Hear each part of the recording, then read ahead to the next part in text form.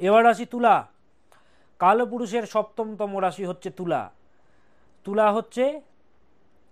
হচ্ছে balancing character যুক্ত রাশি, ইন্টেলিজেন্ট রাশি, সপ্তমতম রাশি।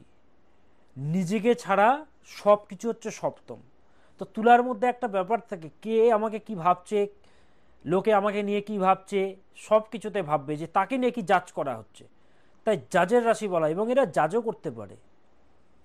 যেরকম দুধ এবং জল একসাথে যদি থাকে, রাজহাঁস কি করে, সে দুধটাকে শুধু খেয়ে নিতে পারে।